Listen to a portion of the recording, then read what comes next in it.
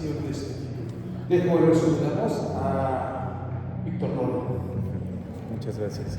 Pues muy buenas tardes. Agradecemos primero su presencia. Muchas gracias por estar aquí acompañándonos esta tarde. A la Benemérita Universidad Autónoma de Puebla, a la Feria Nacional del Libro, por recibirnos, por darnos este espacio que efectivamente está majestuoso. Y pues bueno, yo que vengo de Morelia, Michoacán, pues sí es como pues como que me voy como muy alegre, muy satisfecho de que estos espacios se abran, y más también por acá mi amigo Gustavo que luchó por esta presentación hasta que la hizo realidad. Entonces, ¿sigo hablando yo? Pues iniciamos. Bueno, muy bien. Les explico rápidamente cómo es este concepto de back to back. Somos dos escritores novelistas, él de Puebla, yo de Morelia, y desde hace el año pasado, antepasado de hecho, comenzamos con esta modalidad de discutir sobre nuestras obras ante una audiencia, y esto lo hacemos porque hay diferentes temáticas que manejan nuestros libros que tienen puntos de encuentro. Yo rápidamente les cuento de qué van mis libros. He publicado 4 novelas a la fecha. La primera está agotada, pero es una novela épica sobre la Guerra de Independencia de México que se llama Sed de Independencia. Entonces es un criollo de principios del siglo XIX que por linaje debería ser realista, apoyar al rey de España y al virrey, pero por ideología él se va a estudiar a Inglaterra arquitectura, termina simpatizando con el proyecto de José María Morelos. Entonces, cuando este proyecto comienza a derrumbarse, él de todas maneras apoya la insurgencia, pero siendo espía desde el punto de vista del virrey Calleja. Mi segunda novela se llama Sustancia Quemada, Lisandro Fraga y los Trotamundos. Es una novela que está ambientada en el siglo XXI, en el año 2018, y es un regreso de los dioses del Olimpo después de 17 siglos de estar en descanso, porque el cristianismo le ganó terreno a toda esta mitología, ¿no?, de los griegos y de los romanos. Entonces ellos vuelven para ponerle 12 trabajos al protagonista para que demuestre que puede rescatar a su primo, que ha cometido el pecado de la ibris, que es precisamente exceder su orgullo, exceder también su arrogancia y dudar además del poder de los dioses, de Apolo, que era su dios protector. Lo castiga, lo encierra en esa antigua cerámica que estaba en exhibición en el Museo de Antropología e Historia. Después hay una tercera novela que se llama República Sor-Juaniana de México, la Quinta Transformación.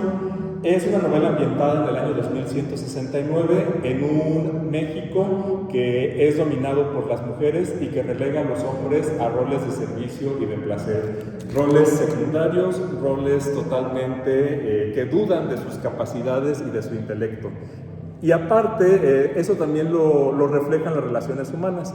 Entonces, los hombres hacen la vida por su lado, las mujeres también, y el conflicto surge cuando dos jóvenes de 22 años quieren tener un romance como los de nuestros tiempos, o como los que todavía tenemos nosotros a principios del siglo XXI. Ellos pues ya en el año 2169, en la que las necesidades de un género con el otro pues ya son muy mínimas.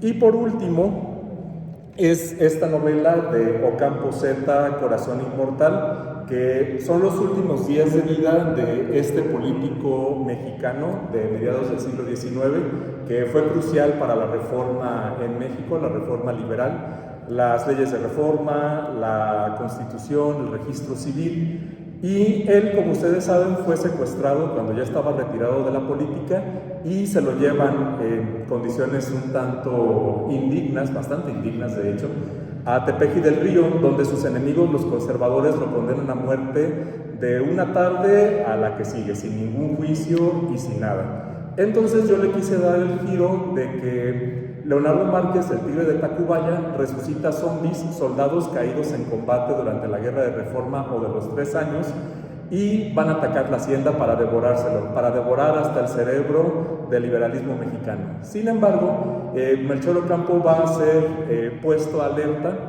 y se va a defender, va a invocar a 3 fantasmas del pasado histórico de México y va a poner resistencia. Sin embargo, como el nombre de la novela lo indica, su corazón es inmortal. Entonces, ¿cuál es el verdadero origen de ese corazón inmortal? Entonces, necesariamente, ahí debía haber habido una mutación monstruosa, un híbrido de un monstruo y otro monstruo, para que ese corazón haya llegado latiendo hasta el año 2026, que es nuestro tiempo, en la sala Melchor Ocampo del Colegio de San Nicolás, allá en Morelia, que sí existe y es visitable. Muchas gracias. Y le cedo el micrófono a mi amigo Gustavo para que nos hable una introducción muy rápida de sus obras. Bueno, gracias por estar aquí. Rápido también como mi compañero y colega de letras, te voy a dar una introducción a lo que es la saga del universo Arre. El concepto del universo Arre generalmente nace por una controversia. Yo ejercí o estudié la carrera de filosofía, la cual con la que me casé. Allá está un colega también de letras atrás, bueno, Julián. La filosofía es aquella pretensión que no se queda calmada con las respuestas que da el sistema. Entonces, Arre es una propuesta hacia la ciencia, cuestiona también la teología, la religión y todos los preceptos de los sistemas que anteponen a nuestro yugo o nuestro bien denominado concepto de cultura.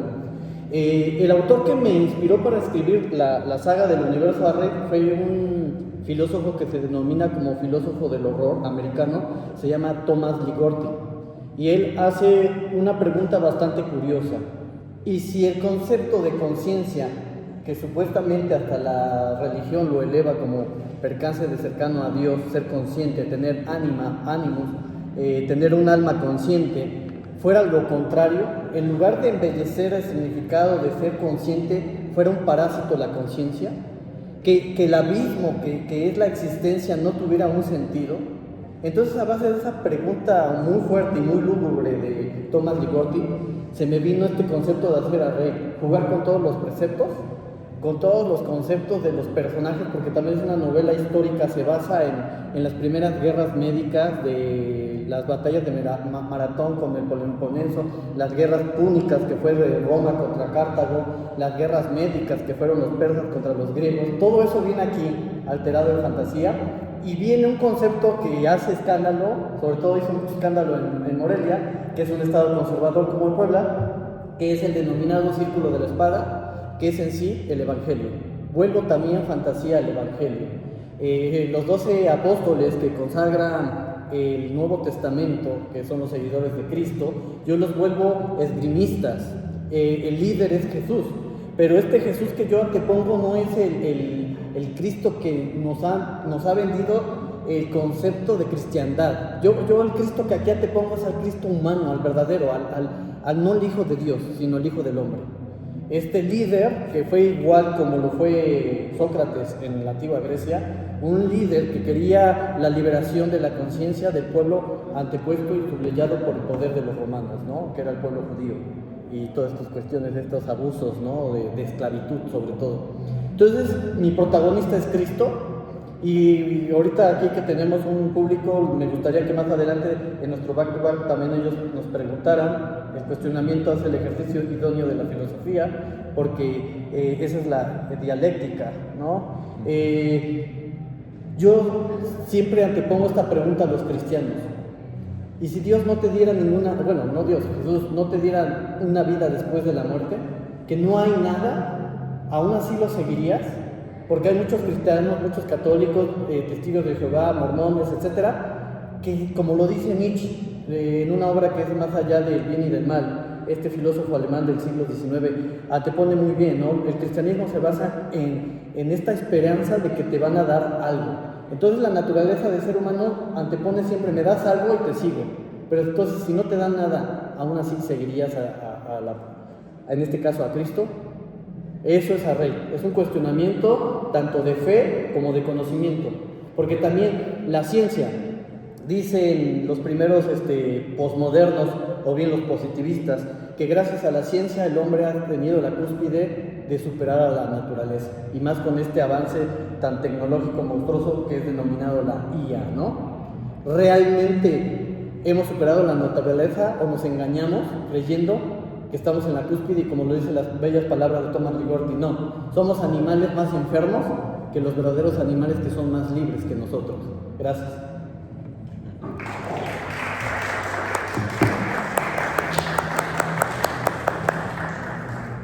Bueno, y tenemos, por ejemplo, esta crítica social que hacen nuestras dos novelas. De tu parte está Rubí, de mi parte está La República Sor-Juaniana, precisamente con esta fragilidad de los vínculos y también lo virtual de las relaciones humanas. Entonces Rubí tiene un elemento además autobiográfico, ajá, una parte que efectivamente el amor se ofrece como algo que es posible a distancia, con una distancia también, el internet, una computadora, y ahí digamos que con una pantalla o con varias pantallas y aparte todas estas radiocomunicaciones de por medio, el wifi y todo eso, digamos que también es como una barrera, como una coraza protectora y parte de estos absurdos, ¿no? Que es como para no sentir, para no mostrarnos además a los demás tal cual somos y aún así como seducir, enamorar, como crearnos un personaje aparte, ¿no? Como una careta, una máscara, pues para generar como esta especie de sentimientos, ¿no? Pero al final de cuentas es como de, ¿qué es lo genuino? ¿Sí se están permitiendo sentir ambas partes de la relación o hay alguien que sí se entrega y hay alguien que no lo hace? ¿Qué nos puedes decir al respecto? Ese punto que acá menciona mi colega está muy acertado. Hay una obra que no menciono tanto porque tanto amo esta saga que me he olvidado de otros libros que he escrito. No es parte del universo Arrey. Y aparte no es parte del universo Arrey, pero sí acertadamente Rubí, el encuentro con un sueño, es uno de mis libros más clicheros, más vendibles. Ya llegamos a los 16,000 ejemplares vendidos en toda la República Mexicana.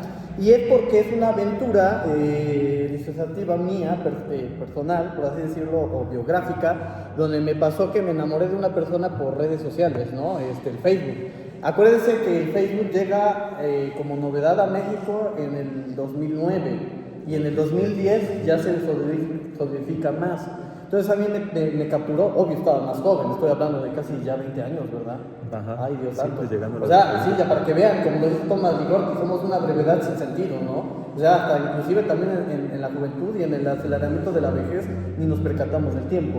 Entonces, hice Rubí porque acertadamente conocí a una mujer, una chica mayor que yo, fui a Canadá, ella vino acá, casi me caso con ella, pero la neta, el amor para los filósofos tampoco existe. Porque es un vínculo peyorativamente que nace de una idea y te casas con la idea, pero no te casas con la persona, ¿no? Y lo peor, como tú lo mencionas, cuando tú te enamoras en redes, estás atrapado en un mundo que no es real.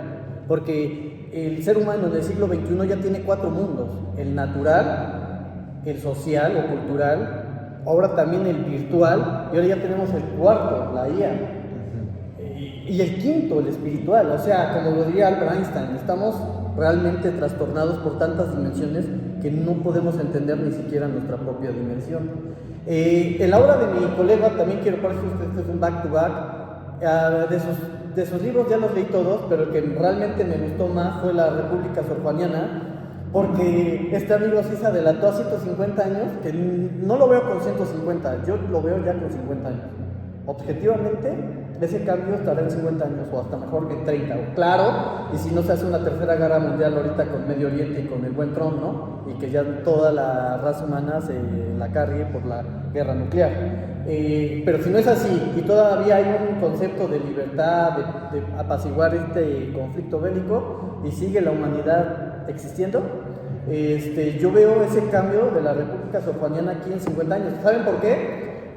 Porque realmente, ¿cómo se llama este género que está saliendo? El feminicidio. ¿Cómo se llama? No es feminicidio, de las feministas, ¿cómo se llama?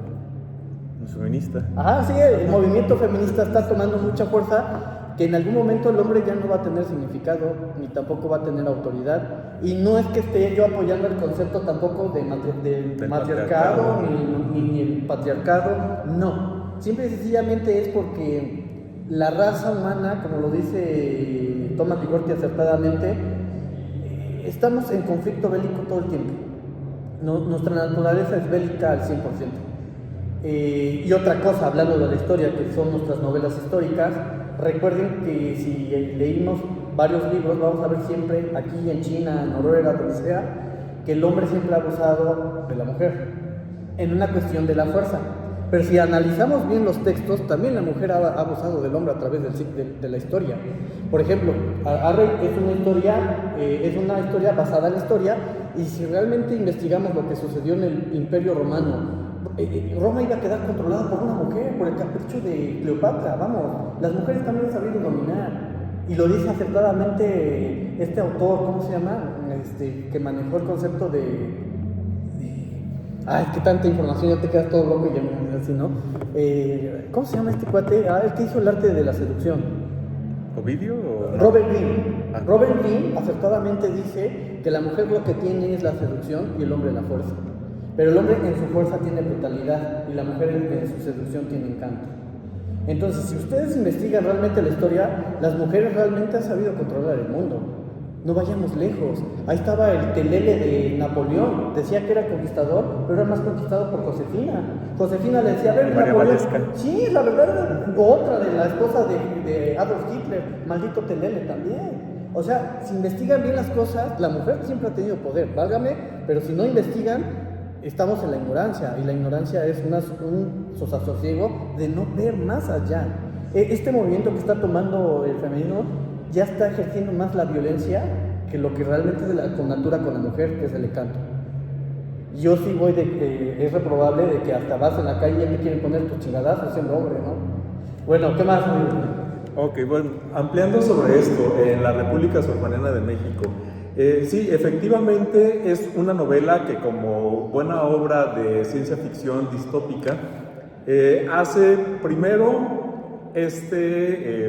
paso del tiempo, ¿no? Este alejamiento de 150 años en el tiempo para girar totalmente la tortilla, darle la vuelta por completo, y ahora las mujeres que dominen todo México y todas las instituciones y que releguen a los hombres a roles de segundo plano, ¿no? Y aparte que todos los estereotipos que están en contra de los hombres, todas estas dudas sobre sus capacidades, se vean además como comentarios normalizados dentro de la sociedad. El protagonista es Lando Clark, es un muchacho de 22 años que ha sido educado en la Academia de Artes Amatorias Hombres Necios, Incorporated, para que satisfaga adultas longevas. Entonces, estas mujeres que han alcanzado pues la mayor cúspide del éxito, de la riqueza, del poder económico y político.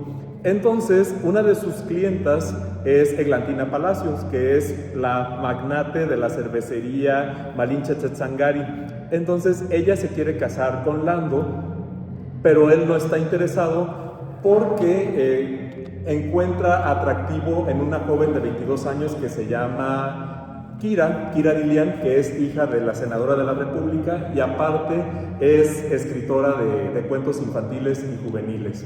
Entonces a ella le han también transmitido esa idea de que el matrimonio es simplemente conseguir un hombre trofeo, un hombre que le ayude a seguir escalando posiciones y además pues que ella siga haciendo su carrera, ejerciendo y siguiendo adelante. Entonces ahora es el hombre el que se tiene que sacrificar por el éxito de la mujer. Entonces es una novela que sí dialoga en ambos sentidos. Entonces es como de, ¿creen ustedes que bajo este esquema de dominación se ha dejado atrás el patriarcado? Pues no. Entonces discursivamente es un matriarcado, pero en la realidad es más de lo mismo, es patriarcado a la inversa. Entonces también es una crítica a lo que ha ocurrido en estos tiempos, porque por un lado hay una tendencia a tratar de ver que los hombres somos los enemigos de las mujeres o que los hombres son los que han violentado, agredido a las mujeres, pero en realidad es pues un sistema que ha perpetuado también por la educación, por el sistema, por estos roles, tanto la misoginia como también esta parte de que la separación de roles, hay cosas que los hombres por ser hombres no pueden hacer y las mujeres por ser hombres, las mujeres por ser mujeres no pueden hacer, exacto. Y se ha olvidado esta dimensión también de la personalidad, de la conciencia, de la espiritualidad, de qué es lo que realmente cada persona, cada individuo quiere hacer, y que ambas hemos sido víctimas del mismo sistema, de la misma educación. A los hombres, por ejemplo, nos quitan la capacidad de llorar, la capacidad de expresar nuestras emociones, de sentirnos cansados, de sentirnos débiles, de sentirnos que cierto problema, cierta situación nos rebasa. Y en el caso de las mujeres, pues bueno, se les ha educado presuntamente para que sean cuidadoras, para que sean tiernas, para que den consejo, para este espíritu además de servicio. Y también lo mismo, ¿no? Es como de, sí se puede llegar a donde una mujer quiera, pero siempre hay restricciones de todo tipo. Y al final de cuentas es como de, es que esto nos limita nuestro potencial, nuestro desarrollo, nuestra autoestima. Y en realidad es que no es que los hombres con este consejo machista malvado que está detrás de todas las instituciones se haya confabulado, es porque en realidad cambiar toda una tendencia de varios milenios incluso de esta tendencia, porque incluso ya Aristóteles con el libro de la política así lo marca, de estas diferencias, estas distancias, estos roles jerárquicos. Entonces también salirnos de esa jerarquía, de esa pirámide y hacernos totalmente horizontales, qué trabajo nos ha costado. Y por otro lado están los hombres que no entienden qué está pasando, no entienden cuáles son estas denuncias feministas y lo ven además como de, no, las mujeres se nos están rebelando, ya no son como antes, ya no nos sirven, ya no nos cuidan. Y aparte ellos tratan de expresarse y es como de las críticas, ¿no? Las críticas sociales, la funa, la cancelación, y es como de ¿por qué nos están cancelando? Es que ya no se les puede decir nada porque de inmediato nos exhiben, ¿no? Y empiezan también a tomar fuerza movimientos bastante absurdos como el MGTOW, que son los hombres que siguen su propio camino, que precisamente es este tipo de hombre resentido que no entiende lo que está pasando y que tampoco quiere tener un diálogo con las mujeres y un entendimiento de tratar de ver, ¿no? Desde qué punto de vista nos lo están diciendo, porque efectivamente ha habido injusticia, ha habido exclusión y pues sí, o sea, durante mucho tiempo a las mujeres sí se les vio como ciudadanas de segunda o ni siquiera se les mencionaba. Entonces, en estos cambios políticos, sociales, culturales, ni siquiera se les mencionaba. Y pues esto no es nuevo en realidad, porque luego también hay gente tonta que dice, es que el feminismo es una moda. ¿Cómo va a ser moda algo que lleva fácilmente 230 años, si no es que más, pues existiendo, ¿no? Y cada vez logrando más sensibilización y más triunfos sociales. Y si quieres te dejo. Pues gracias. Le digo que aquí con el colega nos agarramos unas charlas bien locas, ¿no? Hablando del precepto también del concepto de verdad, introduzco yo aquí a este filósofo del siglo XIX, Michel Foucault, francés, que aquí el buen colega también Foucaultiano, el buen Peña, me acuerdo en nuestras clases. Harry también hace este precepto de esta obra que se llama El orden del discurso. ¿Y dónde está la veracidad de las cosas? En el orden del discurso se ve que este cuestionamiento hacia los círculos de poder, ¿no? Porque también la historia, volviendo aquí al concepto de nuestras historias, ¿por qué cuestionamos la historia? Porque en su momento la historia ni siquiera es una ciencia, es como un chisme aletargado en el tiempo, ¿no? Y como decía Alejandro Magno, quien escribe la historia es el que tiene el poder. Realmente si yo les hiciera una pregunta, ustedes a la forma no la pueden contestar, ni siquiera yo tampoco, ¿no? ¿La historia es una verdad o es lo que nos han querido decir que ha sido de la historia? Porque para empezar, hablar de cualquier personaje, no sé, en el caso mío me gusta mucho Alejandro Magno, ¿no? Que antes de los 30 ya casi era dueño del mundo. Un personaje bastante egocéntrico también, por cierto. Pero lo que nos han dicho de él, ¿es cierto de lo que él vivió? ¿O de Cristo?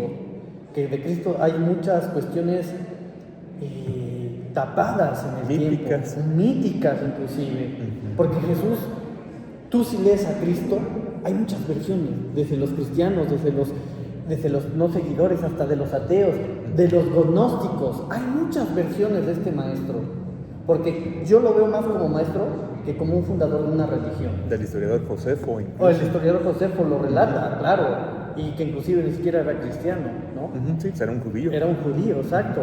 O sea, eso es arre, es un cuestionamiento a la cuestión de indagar qué ha sido de la esencia humana, qué permea en nuestra realidad con estos conceptos de verdad, ¿no?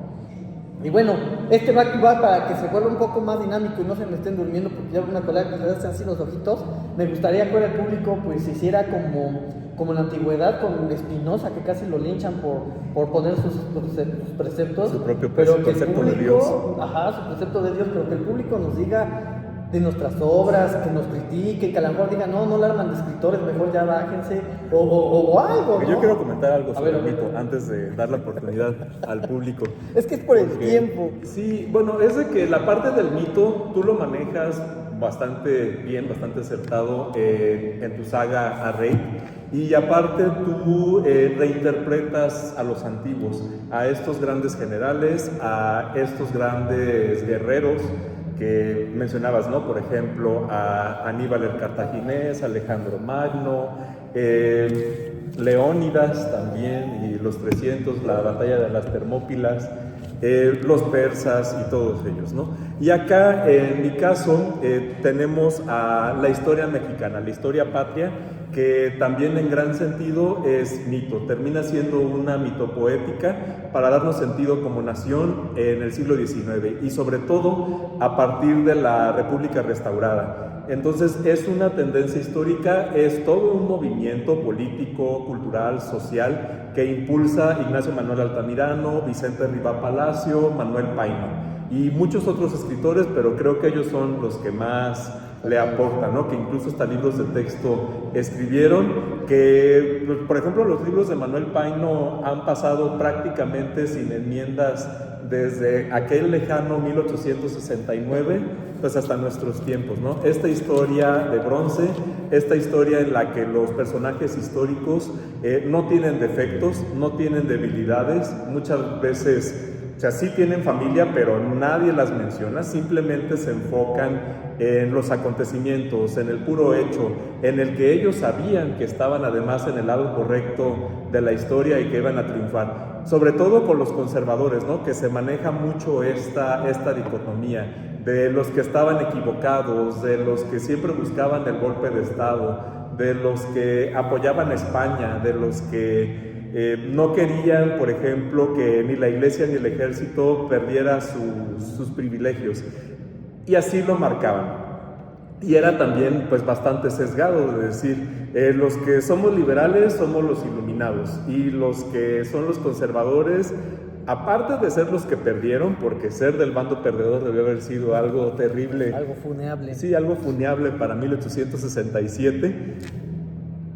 Pues eso, ¿no? De decir, es de que tú eres el equivocado, tú eres el que además generó las revoluciones, por tu culpa y por tu mezquindad, México perdió el 56% del territorio, porque incluso la guerra contra los Estados Unidos del 46 al 48, el gobierno mexicano, que era liberal, pues no tenía recursos, entonces dependían mucho de los préstamos que les hacía la iglesia, porque aparte ellos eran los que dominaban y manejaban las instituciones de préstamo, incluyendo el Monte de Piedad. Entonces, sí, que era de la Iglesia Católica, no les quisieron prestar dinero. Entonces, pues no había armas, no había parque, se defendían como podían, y Santa Ana, que perdía batallas que no se debieron haber perdido. Entonces, pues eso es pues, un punto fascinante de la historia y que aparte sigue teniendo mucho diálogo cíclico con lo que nos sucede a nosotros, con este discurso además que se ha estado permeando en los últimos años, o sea, de 7 años para acá, y no es que esté en contra tampoco de quienes nos están gobernando, pero sí se ha moldeado bastante el discurso para cambiar aparte ciertas creencias, para dejar en el pasado a ciertas estructuras del poder y como tratar de encontrar estos cambios sociales, estas transformaciones que tienen mucho diálogo, de hecho, con lo que ocurría a mediados del siglo XIX y que aparte es muy positivista, esto de decir que es una 4T marcado que hubo antes una guerra de independencia, una reforma y una revolución mexicana. O sea, es muy positivista, es muy del siglo XIX y muy Gabino Barreda, pero reinterpretado. De hecho, la 4T deja fuera al virreinato, porque ni siquiera fue colonia, fue virreinato. Muy diferente a lo que hubo, por ejemplo, en los países que dominó Inglaterra durante los siglos XVII, XVIII y que se independizaron y que hasta la fecha siguen siendo la Commonwealth. Entonces, ellos sí fueron colonia, México no lo fue, y la gran prueba es incluso este edificio carolino y este Paraninfo. O sea, no nos veían como ciudadanos de segunda, nos daban educación y nos daban bastantes privilegios, que era lo único que pasando un tiempo los criollos demandaron más participación, y eso fue lo que generó pues la guerra de independencia, que los españoles peninsulares insistían en quererlo dominar todo. Entonces, como pueden ver, es una historia cíclica, una historia con la que sí me gusta tener aparte mucho diálogo, y es por eso, porque por un lado yo me puedo fugar de qué es lo que está ocurriendo en pleno siglo XXI, pero al final de cuentas les estoy hablando a lectores del siglo XXI. Entonces eso es lo que a mí me llena y me nutre de todo lo que hago. Y desde el siglo XXII, casi XXIII, en la República Sorjuaniana, de todas maneras les sigo hablando a lectores del siglo XXI, a la par de que les genero ese interés por investigar, por nutrirse, por viajar con su imaginación hacia esos pasados o hacia esos futuros. Muy bien, y ahora sí podemos... Gracias, mi buen amigo Víctor. Ya ven que también aquí es una biblioteca andante, ¿no? Pues nos gustaría que ahora participen también el público, a ver, preguntas, lo que quieran. Tenemos como 10 minutos. 10 minutos, unos 15. Gracias. Vamos a primero escuchar las inquietudes, opiniones del público, los hombres, les contestan el bloque porque si no, no nos da tiempo. Muy bien.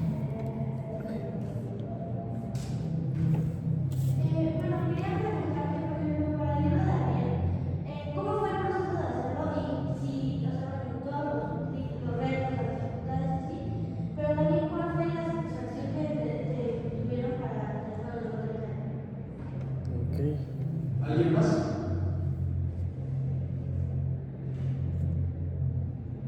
¿Alguien más quiere comentar, felicitar, reclamar? Sí, sí. Ya hice un reclamo ya. Sí, cuando mencionan la palabra reclamo. Bueno, yo francamente nada más quiero felicitarlos porque nos están presentando el mejor de los formatos para enseñar la imaginación, el conocimiento, que es un libro. Afortunadamente o desafortunadamente las redes sociales están teniendo mucha divulgación, pero definitivamente un libro es otra cosa. Y pues, felicitación para ustedes, y no puedo hablar de la para una leyenda, pero en cuanto a la lea, pues ya hablamos, podría hacer llegar mi punto de vista. Excelente, muchas gracias.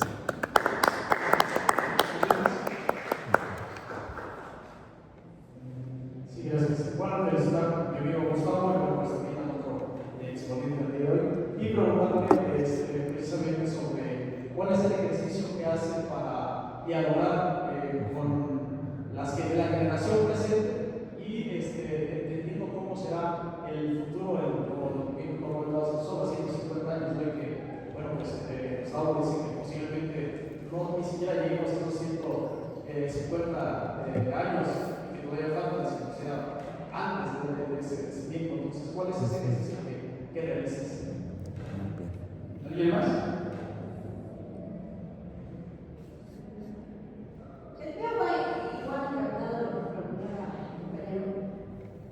Tú mencionaste del feminismo y de cómo lo vas, o sea, yo entendí que tú ya lo estás visualizando, estás viendo a futuro cómo va a ser, de acuerdo a que en la actualidad el feminismo está teniendo, entre comillas, fuerza, porque en lo personal lo veo una fuerza errónea.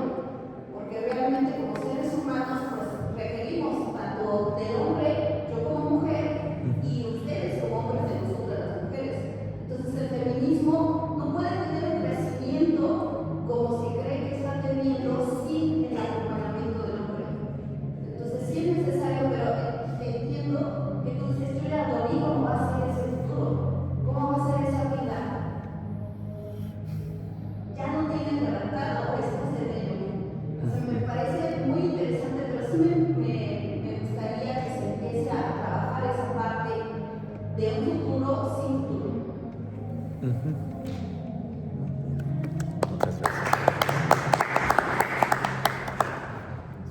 La primera pregunta fue para ti. Ok.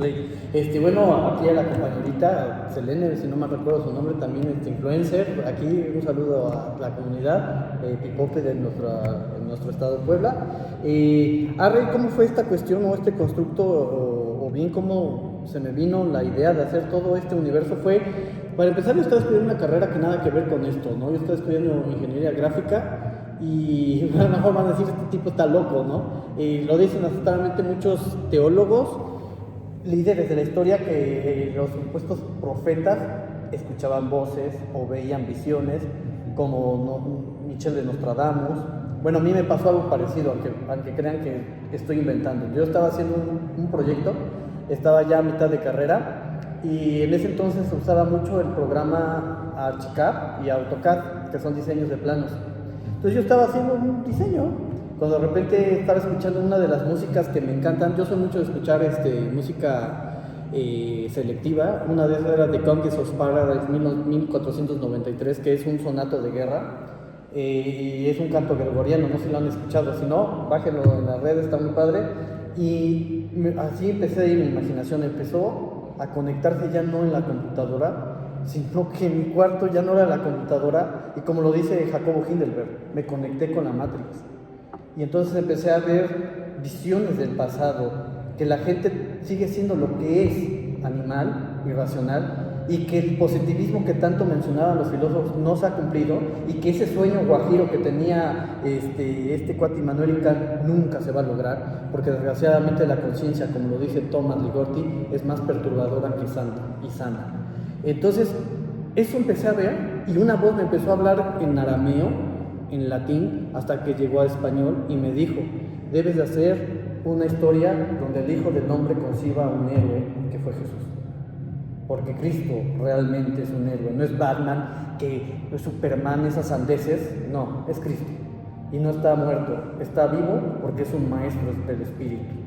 Y creo que la verdadera religión es reelegirse al conocimiento, reelegirse a la verdad y deshacer de nosotros el egocentrismo. Gracias.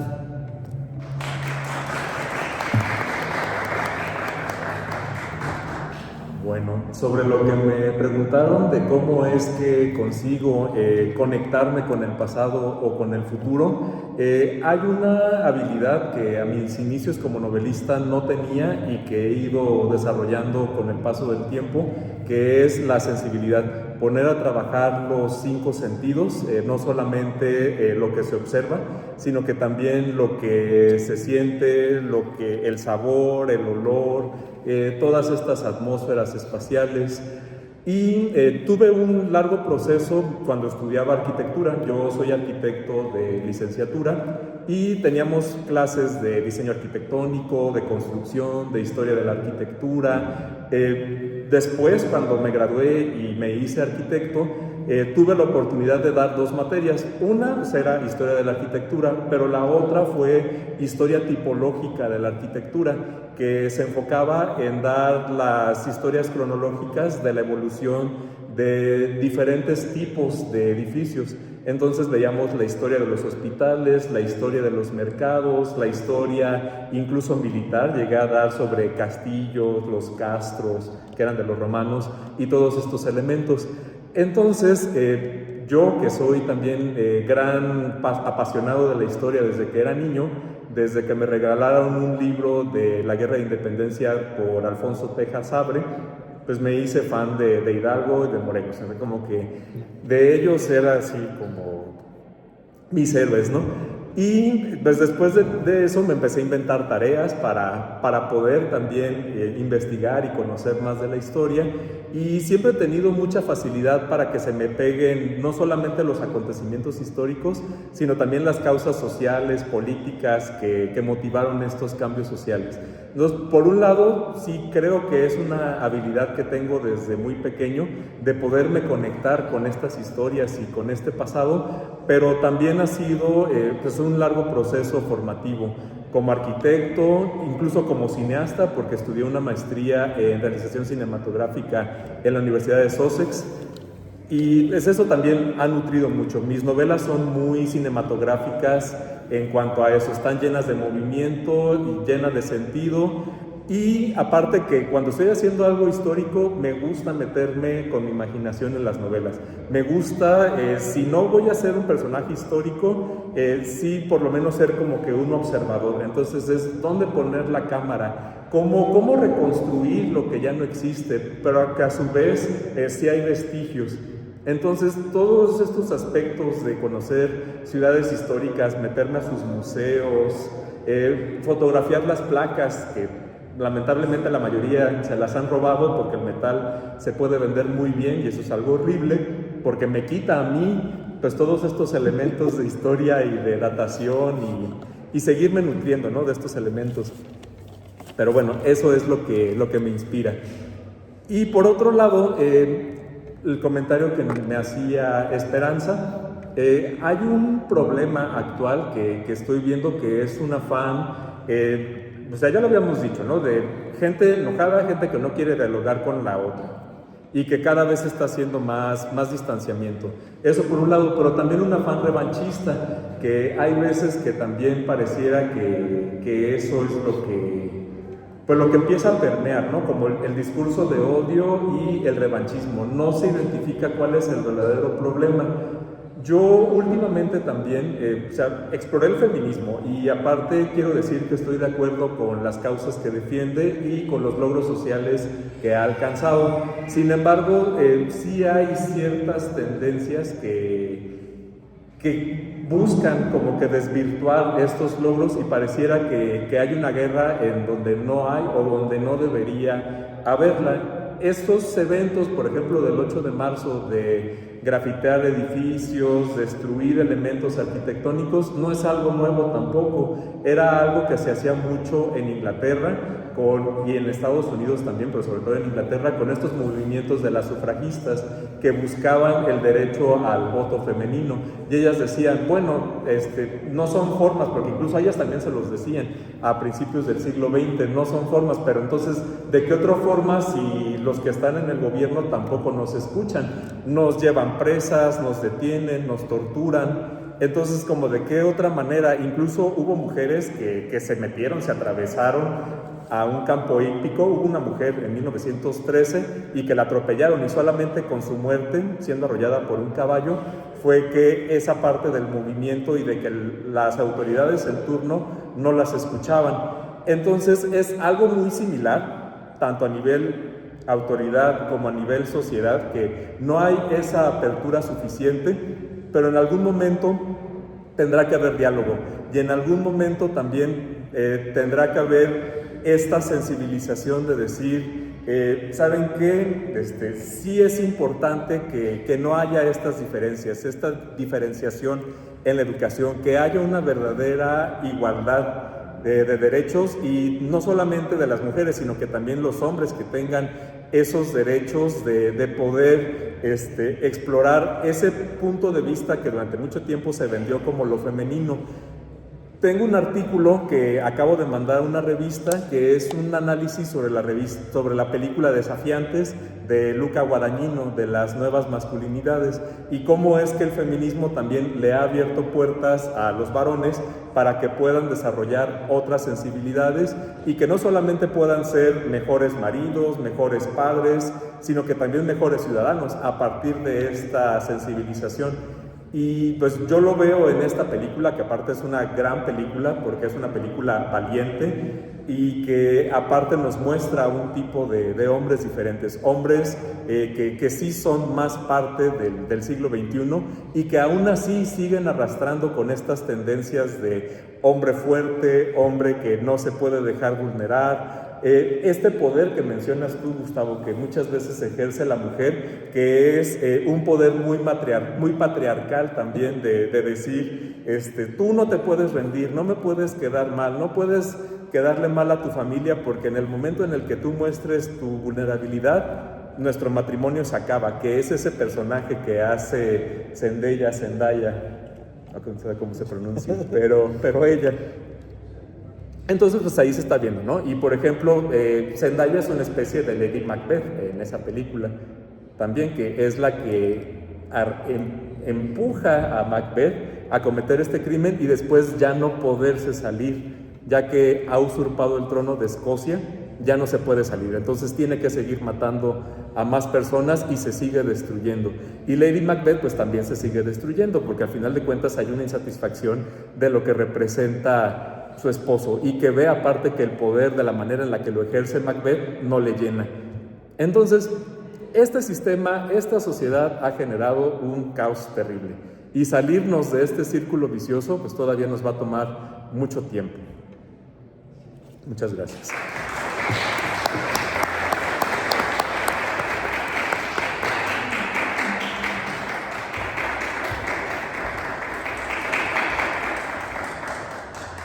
Voy a entregar un reconocimiento que dice lo siguiente.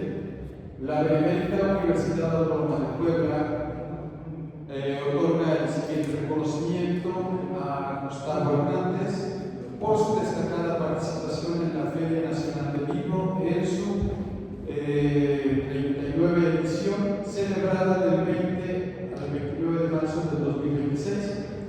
Firma Rosalinda Merino Calderón, vicerrectora de Extensión y Difusión de la Cultura.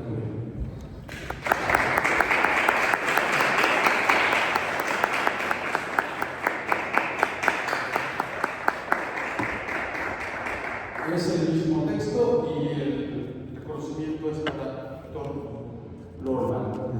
Muchas gracias.